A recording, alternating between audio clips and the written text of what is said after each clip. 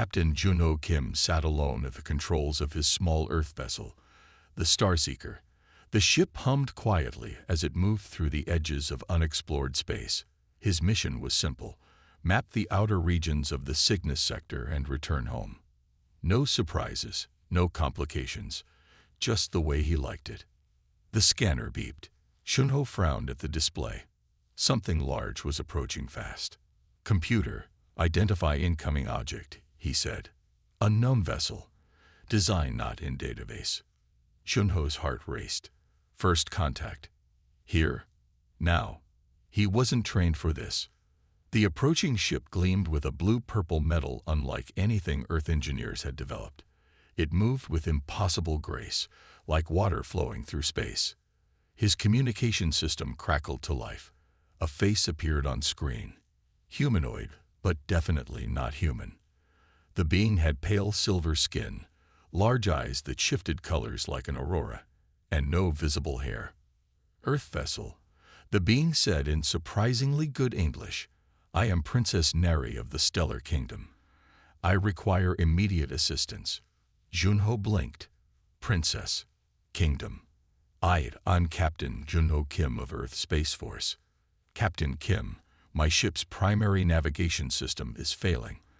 I need to install a compatible communication device immediately. Our scans indicate your technology can interface with our systems."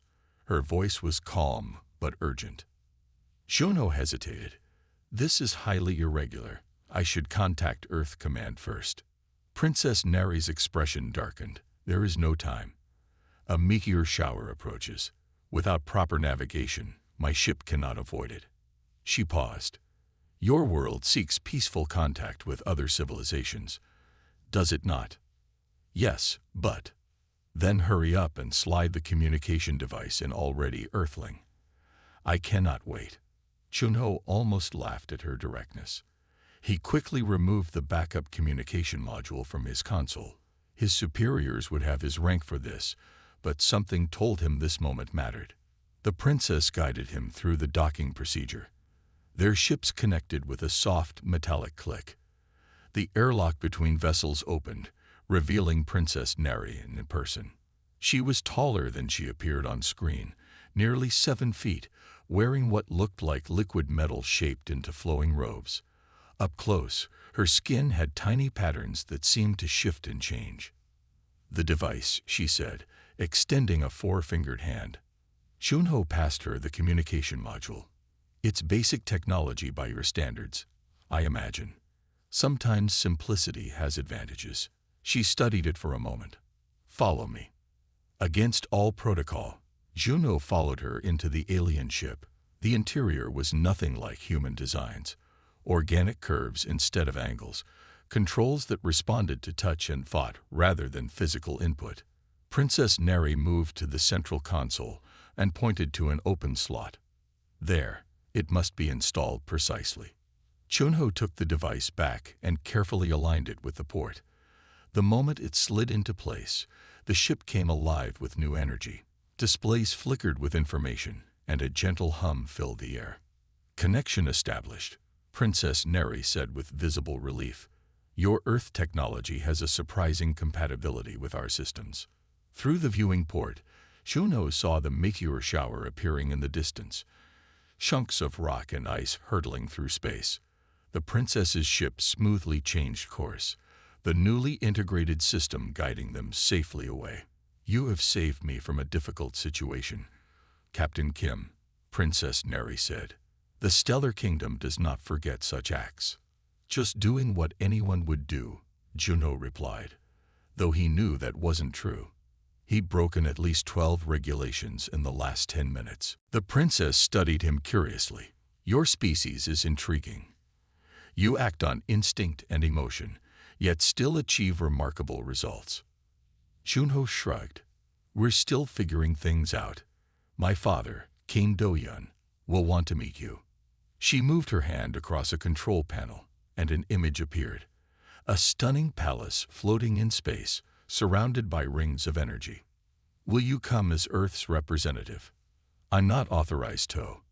"Your quick decision saved a royal life today." That qualifies you more than any official title. Her multicolored eyes fixed on him. Sometimes those who don't seek diplomatic roles are best suited for them. Before Juno could respond, his own communication system beeped. Earth Command was trying to reach him. You should answer, Princess Neri said. Tell them they have unknowingly made first contact with the most advanced civilization in this quadrant. Junho took a deep breath. His simple mapping mission had just become the most important event in human history. As he reached for the communication controls, he glanced back at the alien princess, who watched him with curious eyes. This could change everything for Earth, he said. Princess Neri nodded. And perhaps for the Stellar Kingdom as well. Not all changes come from advanced technology, Captain Kim. Sometimes, they come from unexpected connections. As Earth Command's signal grew more insistent, Junho prepared to report the encounter that would forever alter humanity's place in the universe. Behind him, Princess Neri was already preparing guest quarters for the first human to visit the Stellar Kingdom. Junho stood on the observation deck of the royal transport ship, watching as they approached the Stellar Kingdom's capital. The space palace was more impressive up close than in the images Princess Neri had shown him. Massive rings of energy surrounded a central structure that seemed to be made of crystal and living metal. It's beautiful, he said, unable to hide his awe. Princess Neri smiled beside him. We've spent 10,000 years perfecting it. Though I suspect you'll find many things strange here. I'm just a mapping captain, Juno said, not a diplomat. Yet here you are, the first human to visit our world. The ship docked at the palace with barely a tremor. Juno followed Princess Neri through corridors that seemed to shift subtly as they walked, the walls adjusting to their presence. My father awaits us in the reception chamber, she said. Remember what I told you about our greeting customs? Junho nodded nervously. The brief lessons in stellar etiquette during their journey had been overwhelming. Don't make direct eye contact with the king until spoken to. Stand exactly 4 paces away. Wait for 3 heartbeats before responding to any question. Guards with skin like polished metal stood at attention as they approached massive doors that opened silently. The reception chamber was a vast space with a ceiling that displayed the stars beyond, making it feel as if they stood in open space. King Doyun sat on a floating throne at the center. He was taller than Princess Neri, with skin that shifted between deep blue and silver. His eyes were pools of liquid light. The human approaches, announced a court official with a voice that echoed strangely. Junho walked forward exactly 4 paces and stopped, keeping his eyes lowered as instructed. So this is Earth's representative, King Doyun said, his voice deep and resonant. Look at me, human. Junho raised his eyes. The king was studying him with obvious curiosity. You saved my daughter by inserting your primitive technology into her royal vessel, the king said. An unusual first contact. Junho waited 3 heartbeats before answering. Sometimes the simplest solutions work best, Your Majesty. A murmur ran through the court officials gathered around the edges of the room. Princess Neri gave him an encouraging nod. Directness, King Doyun said. A trait we find both refreshing and alarming about your species. He gestured to a man standing at his right. This is Taho, my chief advisor. Advisor Taho had darker skin than the others, with patterns that pulsed slowly across his face. His gaze was cold as he assessed Junho. The human's presence here breaks 17 protocols, Taho said. We know nothing of Earth's intentions in our space. Yet he acted without hesitation to assist the princess, the king replied. That shows character worth examining.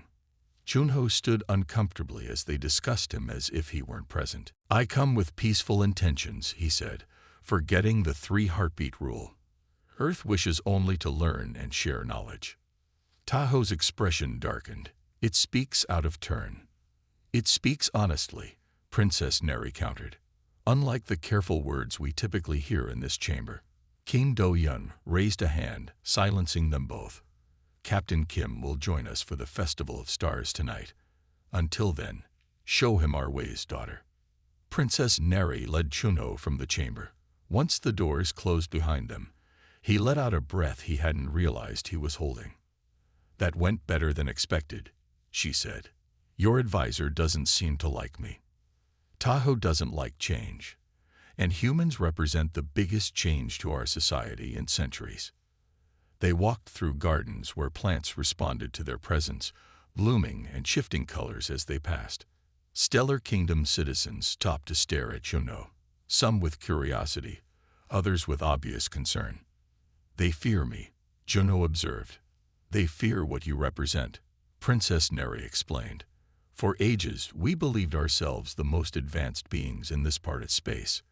Then we discovered Earth, young, chaotic, emotional, yet advancing technologically at a rate that defies our models."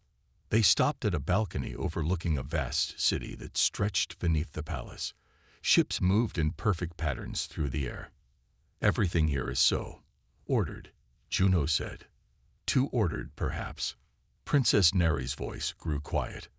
"We've optimized efficiency to the point where nothing unexpected ever happens. Until a human showed up." She smiled. "Exactly."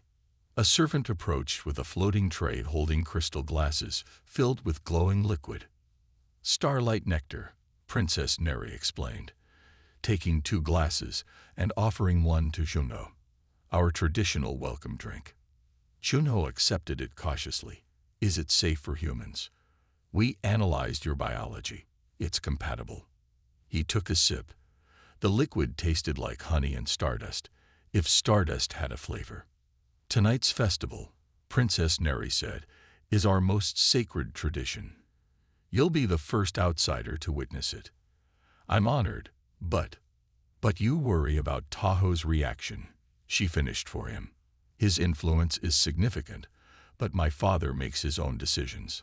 From the shadows nearby, neither noticed Advisor Teva watching them, his face patterns pulsing with dark energy as he recorded their interaction. He slipped away silently, carrying the data to his private chambers where plans were already forming. That night, dressed in ceremonial clothes made of material that adjusted to his body temperature, Juno stood beside Princess Neri as the Festival of Stars began. The entire palace seemed to transform, its walls becoming transparent to reveal the cosmos around them. "Beautiful," Juno whispered. "Watch," Princess Neri said, pointing upward. The stars above began to move, forming patterns and shapes as the Stellar Kingdom's technology manipulated gravitational fields. It was like watching the greatest dance in the universe. In that moment, surrounded by alien beauty, Juno understood that his simple mapping mission had forever changed both Earth and the Stellar Kingdom. What he didn't yet understand was how much danger that connection had already created. 3 days into his stay at the Stellar Kingdom, Juno began to notice strange patterns. Each morning, the servant who brought his breakfast asked the same questions about Earth's defense systems. The guards watching him changed their patrol routes whenever he accessed the palace data terminals. Small things, but Juno's years of space mapping had taught him to spot inconsistencies. "Something's not right," he told Princess Neri as they walked through the palace's living garden. The plants around them changed colors in response to their voices. Neri looked concerned. "What do you mean?" "Information about our meetings is leaking. When I mentioned Earth's communication protocols to you yesterday, Advisor Tahoe referenced them in today's council meeting." "Tahoe has many sources," Neri said, but doubt showed in her shifting eye colors. Juno stopped walking. "Is there somewhere we can talk privately? Truly privately?" Princess Neri led him through a hidden door that blended perfectly with the wall. They entered a small room with no apparent technology. "My personal sanctuary," she explained. "No surveillance here. Not even my father knows of this place. I think Tahoe is gathering information about Earth," Juno said once the door sealed behind them. "Not for diplomacy, but for something else." Neri's expression darkened. "Tahoe has always been cautious about outside influences, but to act against my father's wishes would be treason. Can you access communication records between the palace and outside systems?" "Yes, but they're encrypted." Even I would need time to. We don't need to decrypt them, Juno interrupted. Just show me the patterns. When messages are sent, how large they are, the destinations. Neri looked confused. What would that tell us? Junho smiled. Humans are good at seeing patterns where your people might not look. Later that night, they met in Neri's sanctuary again. She brought a small device that projected data streams into the air between them. These are all official communications for the past month, she explained. The bright ones are since your arrival. Junho studied the flowing data, walking around it, viewing it from different angles. The Stellar Kingdom's perfect, logical approach was their weakness. They created patterns without realizing it. There, he pointed. Every night at the same time, a large data package leaves the palace, directed toward the outer system. It started exactly 1 day after I arrived. That's unusual, Neri admitted. The destination is near the border with the Vesh Empire. The what? A rival power. Relations have been tense for centuries, but stable. Junho's eyes narrowed. Can you show me Taho's movements during these transmissions? Neri accessed another data stream. The correlation was perfect. Taho was alone in his chambers during each transmission. This doesn't prove anything, Neri said, but her voice lacked conviction. Let's set a trap, Junho suggested. Feed him false information about Earth, something significant enough that he'll want to share it. The next day, Junho and Neri made sure they were overheard discussing Earth's new quantum shield technology, a completely fictional defense system Junho described in convincing technical detail. That night, they monitored the communications from Taho's chambers. The data package was larger than previous ones. We need to see what's in that transmission, Junho insisted. I can reroute it through my systems, Neri said, her fingers dancing across a control panel. But if we're wrong about this, we're not wrong. The message appeared before them, decoded. It contained detailed information about Earth's defenses, fleet positions, and at the end, a full report on the quantum shield that Junho had invented hours earlier. He's selling information to the Vesh Empire, Neri whispered, her skin paling to almost white. Information that could be used to attack Earth, or to attack the Stellar Kingdom, Junho added, pointing to another section of data. Look, details about weaknesses in your defensive grid. Neri's hands trembled. This is high treason, but Taho has served my father for centuries. Why would he do this? Let's find out. They traced the payment records hidden in the transmission codes. What they found shocked them both. Taho had been promised a position of power in a new government after the Vesh Empire conquered both the Stellar Kingdom and Earth. We need to tell your father, Junho said. Neri shook her head. Not yet. Taho has too much influence. We need irrefutable evidence that even his supporters can't deny. They spent hours examining past communications, building a case. Junho noticed something else in the data. References to a planned attack, timed to coincide with the upcoming royal alignment ceremony, when the palace's defenses would be temporarily lowered as part of the tradition. 3 days from now, Neri said, her voice hollow. The entire royal family will be vulnerable. And I bet Taho has arranged for Earth to be blamed, Junho added. The perfect excuse for the Vesh Empire to attack both our worlds. As they discussed what to do next, an alarm suddenly blared. The door to Neri's sanctuary slid open, revealing Advisor Teo with 4 guards. Treason, Taho announced, his skin patterns pulsing with dark energy. The human has corrupted Princess Neri and plots against the Stellar Kingdom.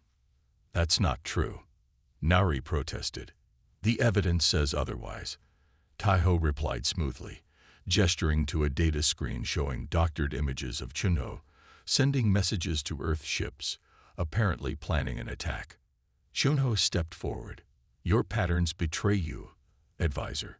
Humans may be emotional, but we understand deception when we see it. Taho's confident expression faltered slightly. Take them both to the containment cells. The king will judge their crimes tomorrow. As the guards moved forward, Nari pressed something into Chunho's hand, a small data crystal. He closed his fingers around it as they were separated and led away to different cells. In the silence of his cell, Chunho examined the crystal. It contained a direct communication link to King Doyun, bypassing all normal channels. Nari had given him their one chance to expose the truth. Now he just had to figure out how to use it before Tahoe's plans reached their final stage, and before two civilizations were plunged into a war neither had sought. Chunho sat alone in his cell, the small data crystal clutched in his hand. The containment field hummed around him, solid yet invisible. Guards stood at attention outside, their expressions unreadable.